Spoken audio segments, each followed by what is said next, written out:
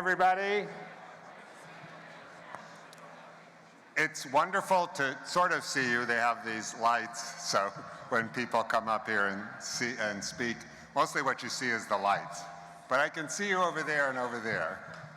Thank you all so much for coming. It's just amazing to me to see this number of people and the excitement and all the wonderful stories.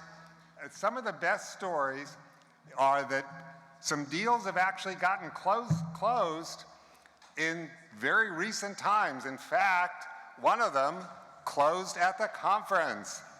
So do we have that slide?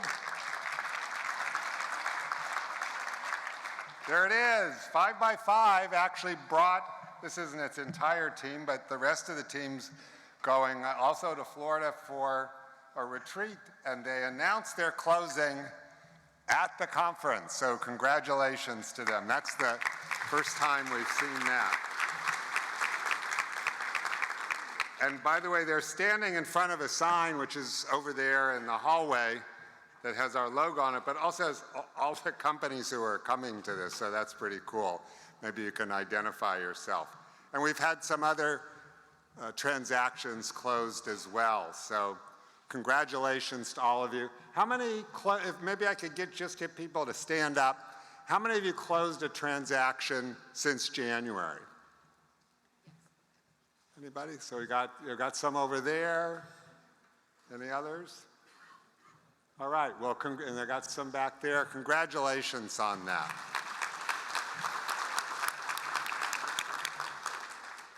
Just a quick administrative note.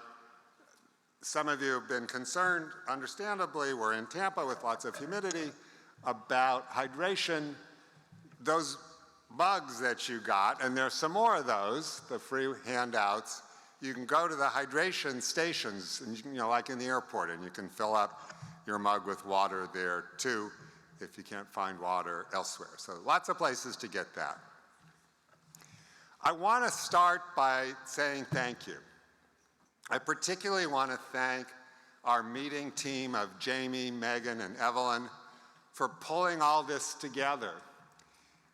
If you've never been behind the scenes of organizing a conference, you can't possibly understand how many moving parts there are, how many fires there are to put out, how many speakers there are to remind, and how to get all the PowerPoints up, and all the myriad things that have to be done so that a conference works, so that you don't notice all that stuff that's happening underneath it. And they do just the most extraordinary job. And not only do they do such an extraordinary job, but they're always incredibly cheerful and encouraging. It's wonderful to work with them, so thank you.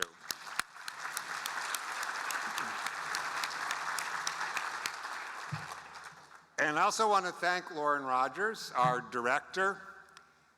27 years ago, I told our board, this was after I'd been working for 15 years for the center, after I started it, that I was not going to be the director anymore after 30 years. And so I'm going to make that commitment now, because surely 30 years will be enough, and it will be time to try something different. And Lauren became the director. That was 12 years ago. And it's been just wonderful to see how he's grown this organization in ways I never could have. It's also been great that I've, in this somewhat unusual situation of being a founder hanging around for 12 years, and that still seems to be working out okay. And it's been wonderful for me. And finally, I want to thank all of our team, all 20 of us, for doing the extraordinary work that we do. The NCO staff is comprised of exceptionally smart, dedicated, decent, and humble people who really create a sense of togetherness on the staff. And it's just a delight to be able to work with them. So thanks also to all of you. What I want to talk about, this is, as many of you know, this is the 50th anniversary of ERISA, the Employee Retirement Income Security Act. And of course, that means it's also, at least from a statutory standpoint, the 50th anniversary of ESOPs. So I'd like to talk about where we've been over that 50 years. What were the key trends that emerged over this time?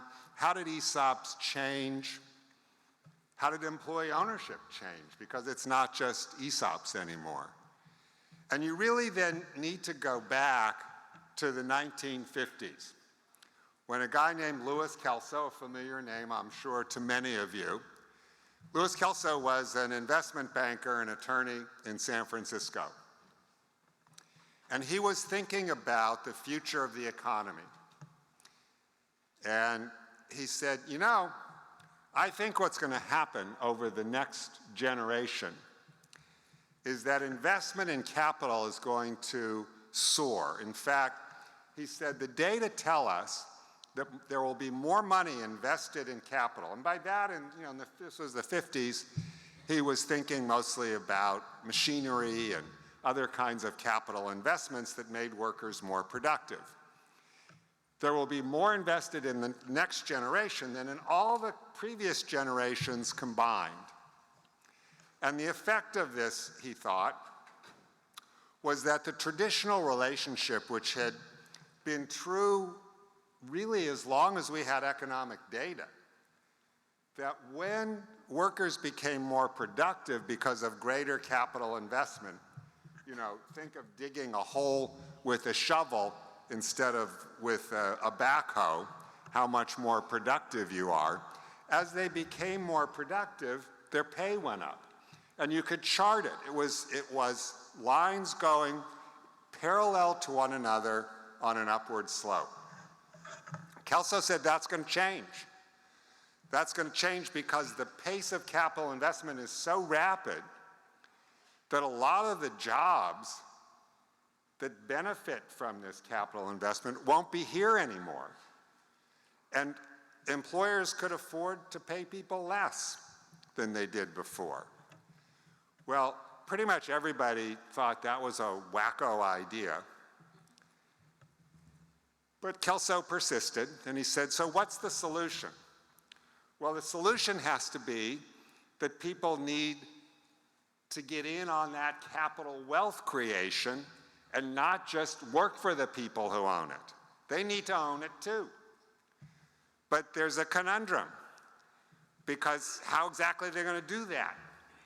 Especially how are they going to do it if their wages are growing more slowly than their economic needs, where they're living more paycheck to paycheck. That wasn't seemingly so true in the 1950s, but of course it became, just as he predicted, increasingly true. So how could you become an owner?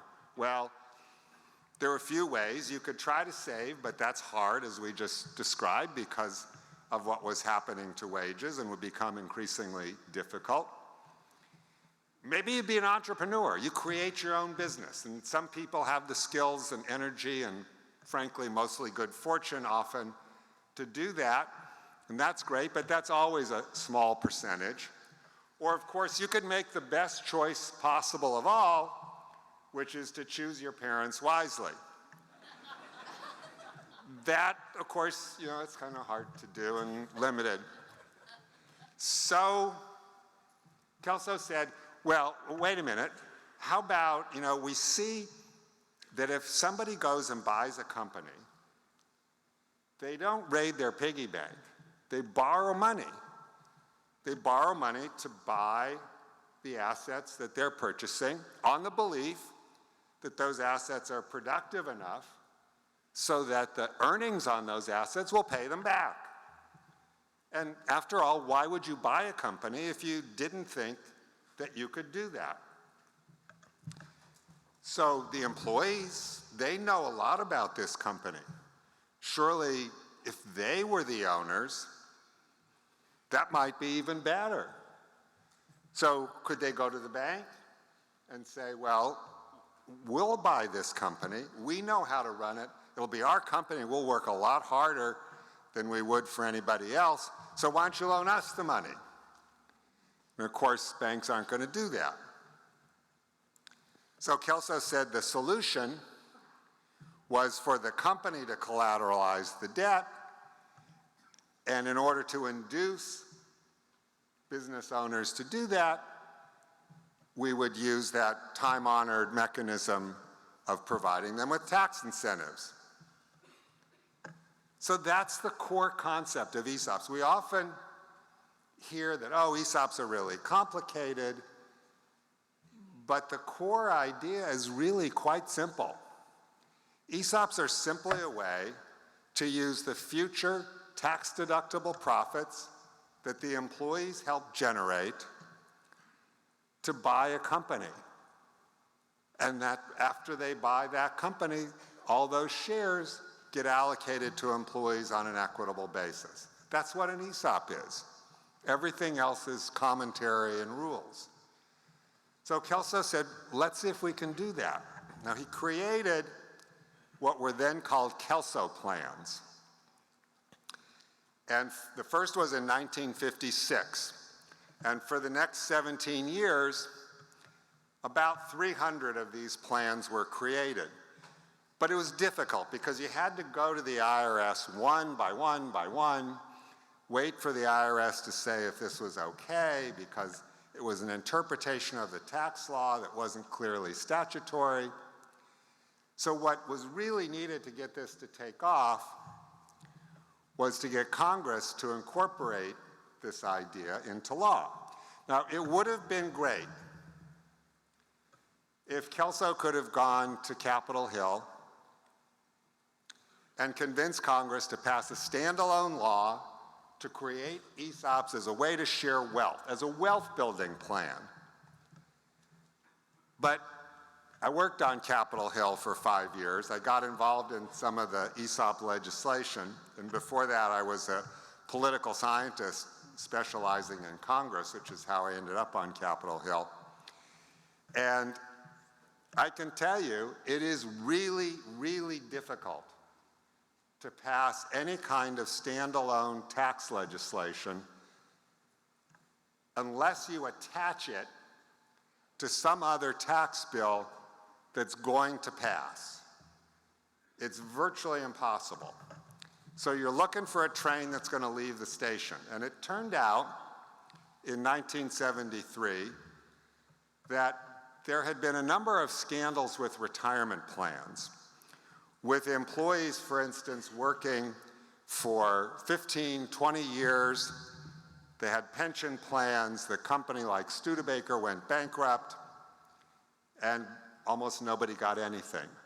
Or they worked for 15 years and the company had a 15-year vesting. You could do that then, 15-year vesting. And after the 14th year, they got fired. They got nothing.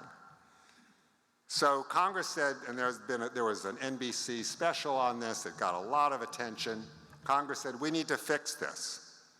So we're going to create a bill to create a regulatory structure that will say, we will give you tax benefits to provide retirement and other welfare benefit plans like health insurance, but you got to follow some rules to do this to make sure that people actually get what you promised and that the allocation of these benefits is reasonably equitable.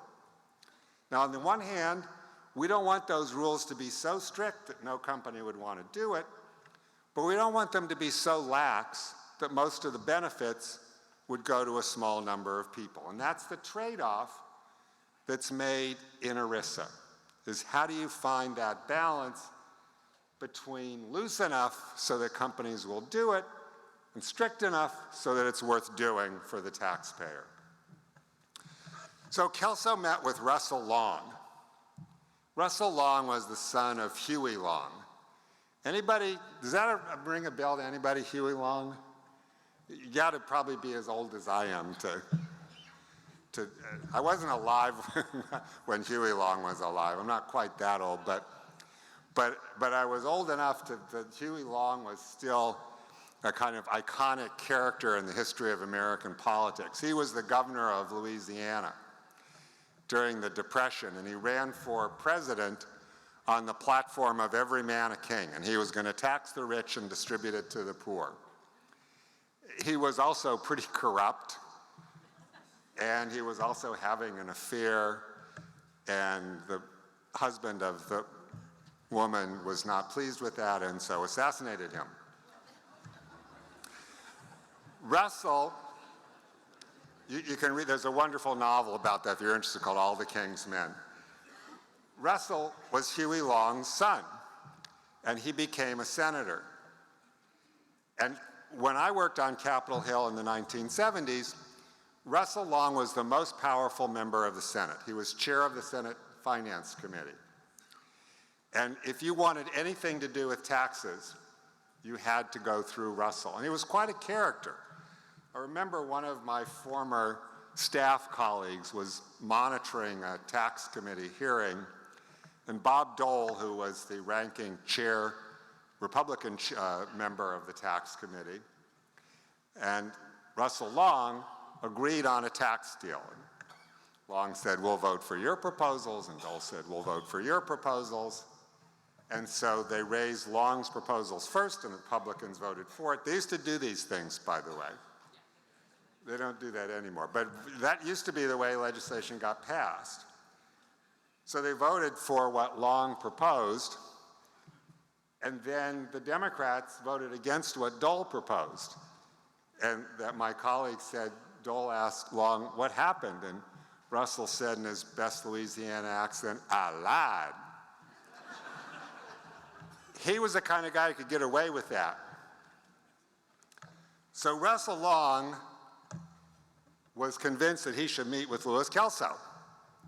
And Louis Kelso explained his idea. And Russell Long said, that's Huey Long without the Robin Hood. Rather than redistributing wealth, we're pre-distributing wealth. So you got my support. And Russell Long became the great champion of ESOPs until he left the Senate in the mid-1980s. You are all here because of Russell Long. If we did not have that champion, none of us would be here, because that's the way things work on Capitol Hill. You need a powerful champion. Well, the framework was ERISA. And so that created some compromises that made ESOPs part of retirement law. In a lot of ways, it fits pretty well, and in other ways, it's kind of awkward. So that law passed in 1974, hence we're celebrating its 50th anniversary. I was a 25-year-old college professor at the time, and I watched 60 Minutes regularly, and for some reason, I remembered watching this 1974 segment. You can go to Google and you can search for it. It's interesting to watch. That was about ESOPs, and they had Louis Kelso on. And I remember watching it and thinking, that's a really interesting idea. But Paul Samuelson was also on. And Paul Samuelson wrote a textbook that all of us had to read, or at least pretend to read, in my case, when we were in college and taking an economics course. I mean, everybody virtually read Paul Samuelson who took economics.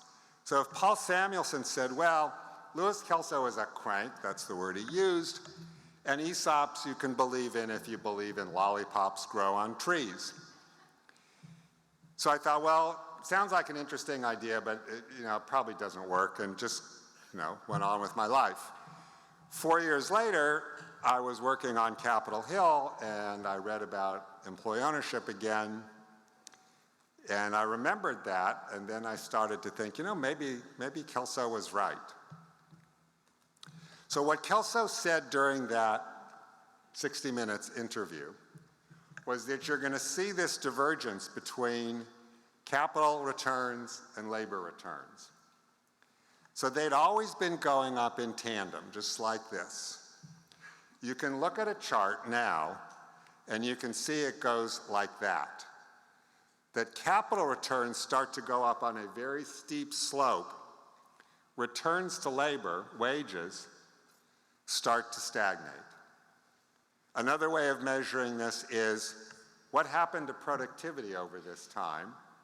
And again, productivity goes up on a steep slope, but wages since 1974, real wages, adjusted for inflation, are virtually identical today to what they were in 1974.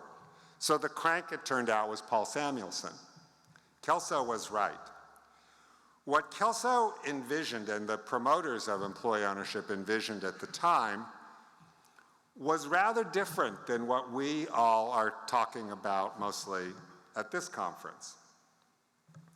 Kelso's idea was that mostly large companies, publicly traded often, would borrow money to buy new capital equipment or other asset investments. So they would borrow money and they would buy newly issued shares of their stock. They would contribute those shares to the ESOP and get a tax deduction. So now the employees would benefit from this newly acquired capital. The company would benefit from employees being owners and hopefully behaving differently. And more companies would see this as a good idea, and more companies would do it. And for the next 8 years, Congress kept trying to figure out a way to make companies do that. Companies weren't really doing that at first. ESOPs were being used more like in the situations that you all typically do. But Congress said, well, maybe if we get them going, if we sort of push the ball down the hill a little bit, these big companies will see what a great idea it is to share ownership with workers. So we passed these laws that basically gave companies a tax credit. If you'll give employees $1 worth of stock, we will give you $1.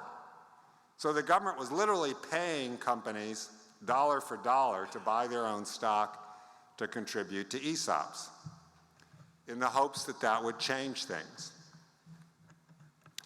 Around that time, so 1979, 1980, somebody came to my office, a guy named Ed Sanders, and he said, you know, I could sell my company to John Deere, and I could get John Deere stock, and I won't have to pay any taxes until I sell John Deere stock. I'm going to sell to the ESOP, because I believe in that. And changing the law won't help me because it'll be too late. But it seems to me that we should change the law so that we're on a more even playing field. And I said, Ed, that sounds like a really good idea. Let's draft some legislation to do that. It's what now is Section 1042. So I went to my boss and I said, Senator, what do you think about this? And he liked it. So we got the bill drafted. Then I went to my committee chair, who's my ultimate boss, Gaylord Nelson. He was a well-known liberal. And by that time, I'd talked to a number of other offices and gotten support, like today, from Republicans and Democrats. And Senator Nelson said to me, Corey, that sounds like socialism to me. And remember, he was a very liberal Democrat. And I said, well, Senator Nelson, Senator Goldwater, who was about as conservative as you can get, he's already signed on to the bill. And I said, well, okay, that sounds like a good idea then. So it took a while, but I then started the center, and the first research project we did was to see if these big companies were taking these tax benefits and expanding beyond what the government was paying them to do, and the answer was no. This was a total waste of dollars. It was the first research project the NCO did, and so we went to the folks we knew on Capitol Hill and said, this isn't really working, but this other thing, this allowing people to sell to an ESOP and get a tax deferral, that would really help. So in 1984, Russell Long traded off that tax credit for big companies for what now is Section 1042 and some other goodies for ESOPs. And ESOPs started to move in this different trajectory. At the time, the vast majority of ESOPs were done in stages. Of course, you couldn't do it in an S corporation because S corporations were not allowed to have non-taxable entities as owners. So there was never even any discussion of ESOPs in S corporations. So companies would sell, owners would sell maybe 30% or 40% to an ESOP, and then maybe later they'd sell some more. Only 4% of the ESOPs were 100% employee-owned.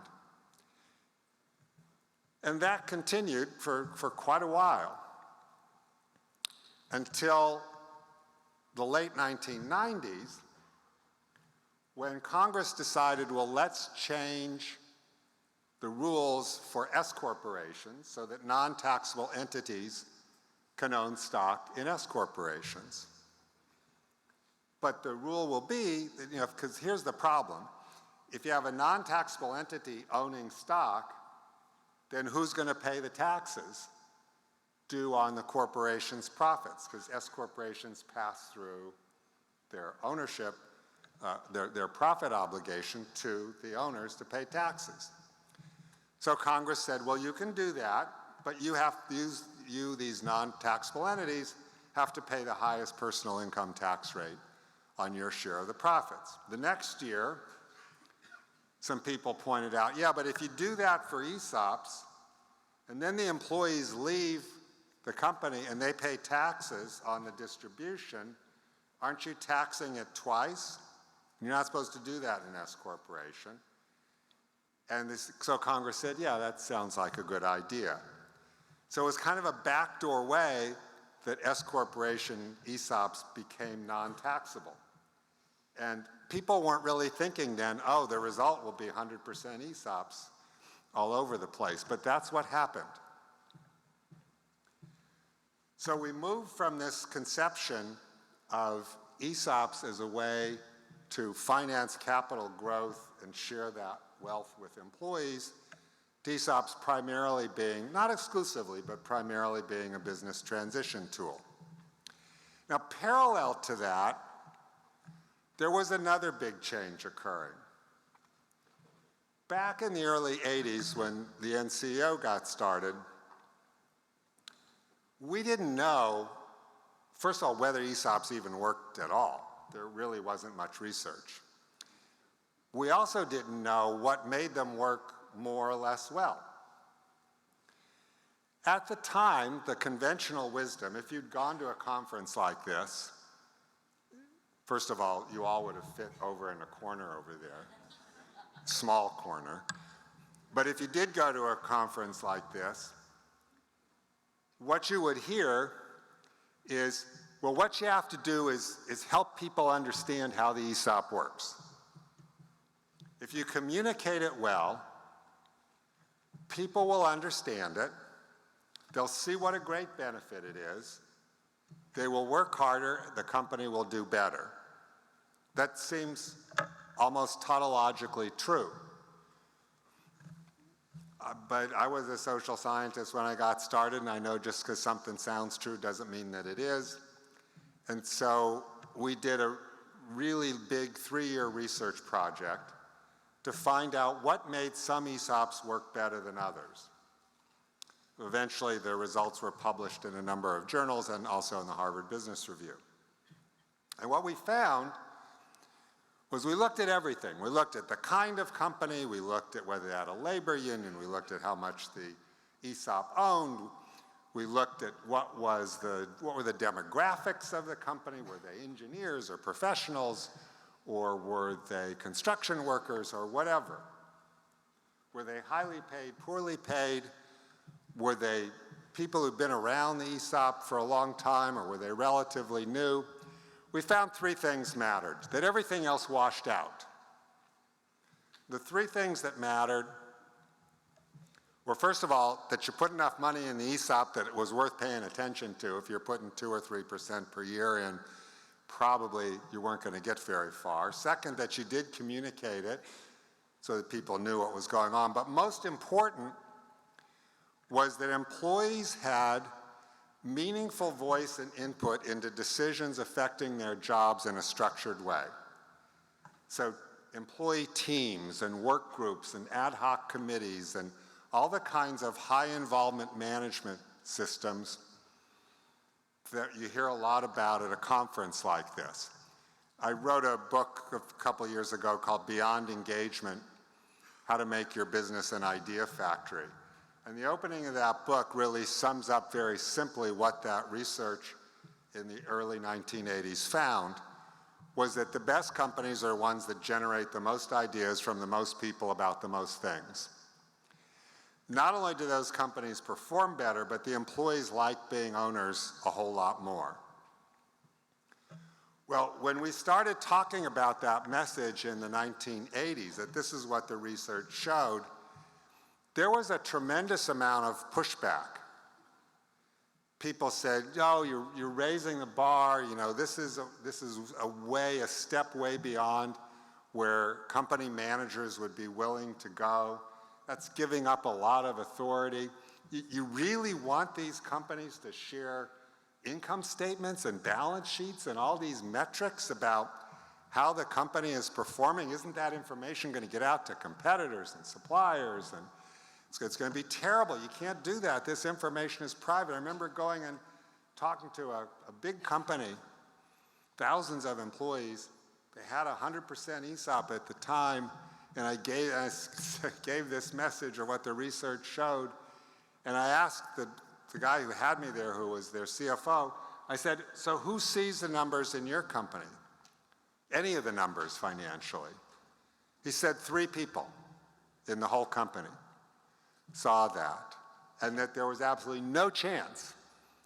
He thought it was a good idea, but there was no chance that his boss was going to do that.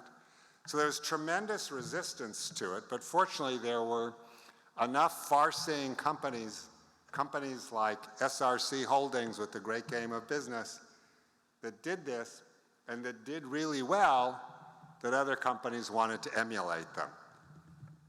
SRC, for instance, started its ESOP 40 years ago, and they created this super high involvement employee strategy where every employee, and this is a manufacturing company, every employee was taught to read their income statement and balance sheet and meets in a huddle still to this day, small huddles, where every employee is going over their numbers in their particular operation, their goals, their targets, where they fell short, where they did better than they should have, and why that might be a problem, because maybe you don't have enough supply to deal with it. And they've been doing that for 40 years and teaching other companies to do it for 40 years. Their stock price has gone up over 1,000,000% in those 40 years. And the companies that have followed this model, and many of them are in this room today, can tell you that when you do this, it's magic. It's hard work, but it's magic. It really changes the dynamic in your company. People feel good about coming to work. The company generates more ideas from more people, and it makes more money. But it took a long time for that story to be told enough so that people wanted to emulate it. So a tremendous change, if you go back now those 50 years to think about how ESOPs have changed. They've moved from this conception of something for large companies to raise capital to a way to do business transition in closely held companies. From a conception of ownership is mostly about communicating the financial reward to an all-encompassing conception of ownership, which says employee ownership is about how people are treated and the role they play every day they come to work. It's a tremendous change. Now, ESOPs aren't all there are in employee ownership, and we've started to see some important trends elsewhere as well. One of the most interesting, and people have mixed views about it. My own view is I think this is encouraging, is we've seen some private equity firms, led mostly by Pete Stavros at KKR, say, well, when we buy companies, we should share ownership with the employees. We should make sure that every employee has a financial stake in the company to want to help this business succeed enough so that, of course, they will be sold in 5 to 7 years at a higher value and the private equity firm will do well. But now the employees can do pretty well too. And they've done this in a number of transactions, and employees are ending up with typically about 5% or so of the stock. And often when they are sold, or in a few cases have gone public, they're ending up with maybe tens of thousands, or in a few cases, even more than that per employee. So that's pretty impressive. What Pete then did was say, well, let's see if we can get other private equity firms to do this. And he started this organization called Ownership Works to see if that can induce more private equity firms to do what they're doing. So far, not a lot of movement on that. A number of private equity firms have joined that group and made commitments to do it, and some of them have, but it hasn't gotten quite the same buy-in that it's gotten from Pete at KKR. But I think there's a chance. Turns out that 60 Minutes is going to do a story on that now in the 50th anniversary of ESOPs. I'm not sure when that'll air yet. I think that is useful in its own right, but I think it's also may be useful in just raising the profile of employee ownership so that it's talked about in the context of other financial mechanisms. And I think that's really critical to do. Another thing that's happening in ESOPs, and to me this is the most important thing that's happening in ESOPs right now by far, is I started noticing 7 or 8 years ago, I get a news feed, all the Google alerts that say employee ownership, that there were companies putting out press releases saying they bought other companies. And I thought, well, that's interesting. You hadn't really seen much of that before. But as ESOP companies paid off their acquisition debts, and they're performing better than other companies, because ESOP companies do perform generally better than other companies, then they have all this cash and they have this great culture. And they can go to target companies and say, hey, you could sell to private equity, you could sell to some competitor, or you could sell to us. And think about the story you could tell. You could go hold a meeting, and some people have done this. You could go hold a meeting and say, got good news and bad news. The bad news is we're being sold. The good news is you're now the owners and you're not going to pay anything for it. And a lot of owners really like that story. That's the story they want to tell their employees. It's also the story they want to tell about themselves. So we did recently, Nancy Wiefek, our research director, went through the data for the most recent 5,500 filings, and we found that 2021 was a really good year for ESOPs. There were more new ESOPs than there had been in prior years, not a huge number, but there were 23% more employees in ESOPs than the prior year. And when I tried to figure that data out a little more, it looked like about 70% of that growth was because of ESOP companies buying other companies. My guess is there's probably 3 times as many companies being sold to ESOPs as new ESOPs each year. So it's making ESOPs a lot bigger than they would have been otherwise. And this, I think, is a way that we can really supercharge the growth of ESOPs. I'm not telling you go out and do an acquisition for that purpose, obviously. But we're seeing this happen a lot, and the NCO is going to be creating a project to make that easier for target companies who want to find an ESOP company like yours to sell to. So watch for that over the next few months. So I think that's really encouraging. We're also starting to see a little bit here and there the growth of employee ownership outside the United States, most notably in the UK, where they have a system called employee ownership trust. They're somewhat different than ESOPs, in some ways very different, but the concept that ownership is held in a trust for the employees is similar. And in the UK, if you sell to an employee ownership trust, you don't pay any taxes at all on the sale. And so there is a new employee ownership trust being established in the UK about every day. That's 9 times as fast as the US, adjusted for inflation. So it's really growing quickly there.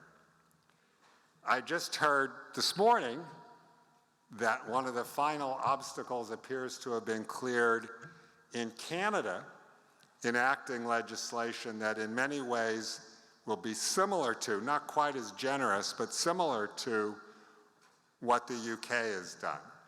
So I think there's tremendous potential for growth of employee ownership in Canada. South Africa recently just had a conference organized by the South African government at which the President Cyril Ramaphosa talked at length about the virtues of employee ownership, and there have been about 500,000 more employees in South Africa added to employee ownership plans in recent years. Structurally, they still have a lot of challenges, a lot of problems to solve, but there's interest there now in trying to figure out how to create a structure to make that happen. So these are, just a few countries. There's a long way to go, but it's really encouraging to see that growth. So that's what's been happening over the last 50 years. I think there's one final really important lesson. And that's what I've learned, at least, from great leaders like Jack Stack at SRC. That what makes a great leader in employee ownership is humility. It's the willingness to say, I'm often not right, and I want to get other people's opinions about things. That humility is what makes you approachable, and it makes you curious to hear what other people think. It makes you open to other ideas.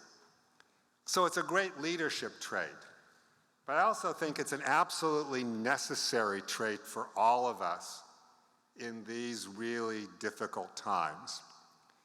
We obviously are starting to think of one another not just as people with different opinions, but the enemy, people who are dangerous to us. I really love the concept by the scholar Loretta Ross, who says we've been focusing on calling people out. We should focus on calling people in. We should focus on those parts of the Venn diagram where we share common concerns, common ideals, common aspirations.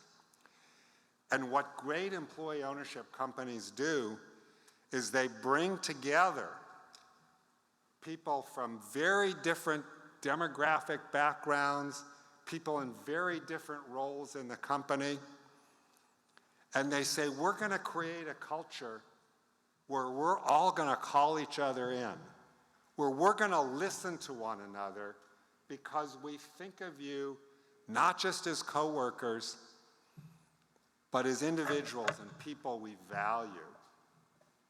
And the great employee ownership companies cross that divide and make that happen. So that we can be in an audience like this here, where I suspect we have often very, very different views about issues in society and politics, but we can talk to one another with respect and treat each other with dignity. And we need that. And that's a lesson that I hope this community can teach the larger community. So thank you all so much. I really appreciate the opportunity. Thank you for making it possible for me to do this every day, and have a wonderful rest of your conference.